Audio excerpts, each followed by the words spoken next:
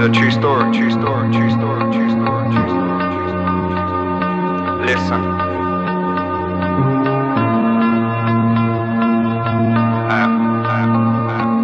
Yo, there's this guy called Paul who's been through a lot. So much I don't know how he ain't lost the plot. Had 2 kids that got taken away cause his best mate was fake. Fucked his baby mum and Paul got replaced. He still don't even know who they are today.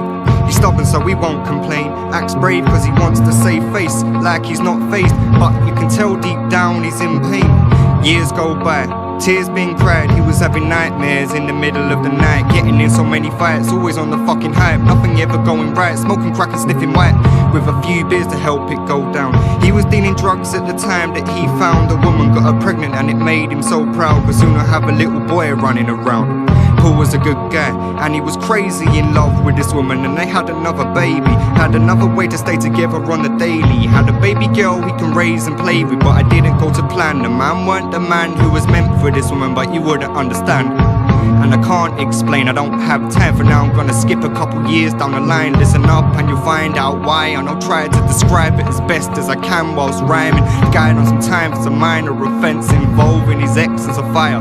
Shit got out of control when he done 6 months in prison. The kids and the mum went to visit him. He was sitting and drinking 10 cans of coke for the buzz, saying what it's like to live in pain. It weren't like the films, guys weren't getting killed. Paul was skilled at a lot of things. He was about to build a rep cause he started drawing faces of the famous. Inmates noticed, that's when they paid him biscuits for pictures, that was the currency. A born artist like him was rare to see and rare to be. It's inherited. At one point the mug even tried out heroin. Said he hated it. He chased the dragon but he never got a taste for it. That's what the wasters did. But he's a hypocrite, fam, he ain't with it. He's talented in maths and art, but he wasted it. He's prayed his kids wouldn't do the same. If they did, he'd be the one to blame. He hated the fact and it drove him insane. And the 6 months have finally passed away. Gets out of prison, stays at his kid's house. Not for long the guy soon gets kicked out. Moves out to Woodford, living in one room. His son stayed over and they munched Chinese food. But soon shit gets peak, I'm telling you. Next night the son goes home, but he never knew his dad was holding coke for someone. Dumb thing to do when you're living in London. Makes it even worse that his son was so young. Lucky that he safely went home to his mum, completely unaware what was about to come. Shit was about to get fucked. 4 AM, there's a knock on the door, then they call his name a few times and knock on the door again. He gets up wearing only his underwear. Don't know who it is, so he's scared. He's prepared for the worst, and he slowly walks over to the door, which opens up outwards. That's when he saw 2 men ballied up, knife taped to their hand. Paul was tired and he couldn't understand. Paul ran straight out, no fucking about what a mug. Shut the door so they couldn't get the drugs. 2 thugs and a man in his pants all locked outside. Paul thinks he's gonna die, so he fights for his life. Gets caught by the knife, it's more than a slice. He can see his life ending, ripped up tendons, blood going everywhere, dripping from his arm, turns white cause he's scared and he's losing blood. So he tries to run from the back of the house right round to the front, but the cunt stab him up and his side gets cut. More blood getting lost and this ain't where it stops. He tries to defend himself one last time, barefoot but he tries to kick the knife. Bare shook cause he's fighting for his life. Now he's gonna think twice about the drugs and the guys involved, cause no one could be trusted. This was a setup, fam, it must have been. Selling drugs and hustling is dangerous, world full of haters, fakes and snakes who will watch you pass away for the paper easily. Paul was on the street screaming, in a pool of his own blood, barely breathing. What they done was evil, he thought he was dying and he had a stroke of luck cause his neighbour heard him crying. And in hospital he had an operation on his arm, leaving him with a Y-shaped scar. Kids visited, they was young, this was fucked but they was calm, like they was used to seeing all this fucked up shit from the start. Now I'ma skip a couple years again, living in a different end. Paul was about to be fucked over by another friend. His own fault for befriending a gangster, but the drugs got the better of him. What a wanker, what a fool, what a prick, cause he let this guy stand in the house with his kids cause he trusted him.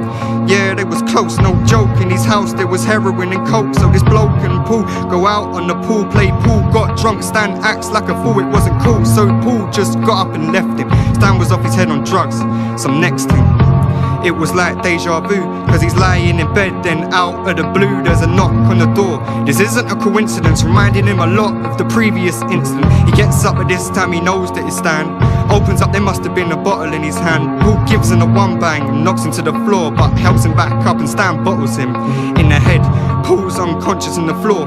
Little does he know Stan's knocking next door and gets the neighbour in. He was on the crazy thing, saying this was what would happen if you fuck with him. So he gets the broken bottle and he starts to stick it in Paul's head, twisting it. The room was full of blood and the neighbour was shitting it.